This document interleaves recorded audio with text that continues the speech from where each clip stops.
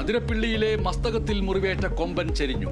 ആന ചെരിഞ്ഞത് കോടനാട് ആന കേന്ദ്രത്തിൽ ചികിത്സയ്ക്കിടെ. ആന അവശനിലയിലായത് മുറിവിലെ അണുബാധ തുമ്പിക്കൈയിലേക്കും വ്യാപിച്ചതോടെ.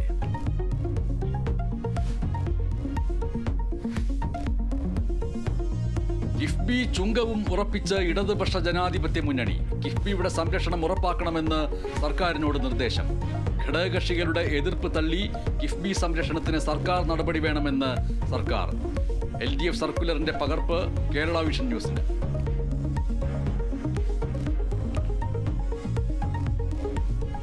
സമരം തുടർന്ന് സംസ്ഥാനത്തെ ആശാ വർക്കർമാർ. ആവശ്യങ്ങളിൽ അനുകൂല തീരുമാനമില്ലാതെ പിന്നോട്ടില്ല എന്ന് സമരക്കാർ. സെക്രട്ടേറിയറ്റ് പടിക്കൽ നടത്തുന്ന രാപ്പകൽ സമരം 12ാം ദിവസം തുടരുന്നു.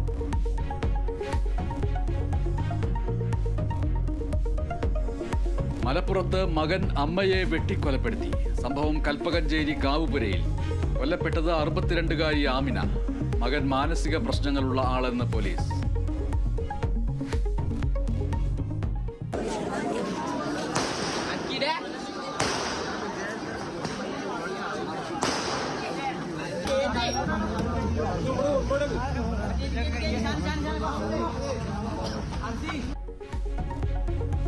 കണ്ണൂർ അഴീക്കോട് വെടിക്കെട്ടിനിടെ അപകടം.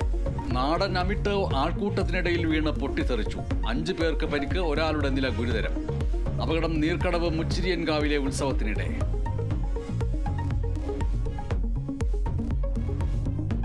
കാക്കനാട് കസ്റ്റംസ് ക്വാർട്ടേഴ്സിൽ GST അഡീഷണൽ കമ്മീഷണറെയും കുടുംബത്തെയും മരിച്ച നിലയിൽ കണ്ടെത്തിയ സംഭവത്തിൽ വിശദമായ അന്വേഷണത്തിന് പോലീസ്.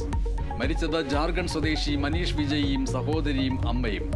സഹോദരിയുമായി ബന്ധപ്പെട്ട വിവാദങ്ങളാണ് കൂട്ട ആത്മഹത്യയ്ക്ക് കാരണമെന്ന് നിഗമനം.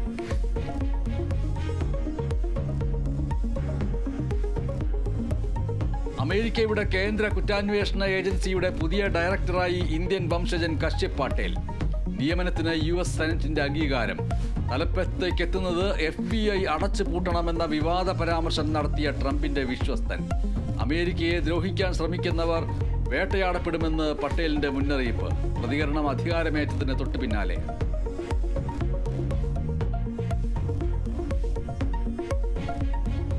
ഇസ്രയേലിൽ സ്ഫോടന പരമ്പര. ടെൽ-അവീവിൽ 3 ബസ്സുകളിൽ സ്ഫോടനം. 2 ബസ്സുകളിലെ ബോംബുകൾ നിർവീര്യമാക്കി. നിർത്തിയിട്ടിരുന്ന ബസ്സിലായതിനാൽ ആളപായമില്ല. ഭീകരാക്രമണമെന്ന ഇസ്രയേൽ. വെസ്റ്റ് ബാങ്കിൽ വ്യാപക പരിശോധനയ്ക്ക് നിർദ്ദേശം നൽകി ഇസ്രയേൽ പ്രധാനമന്ത്രി.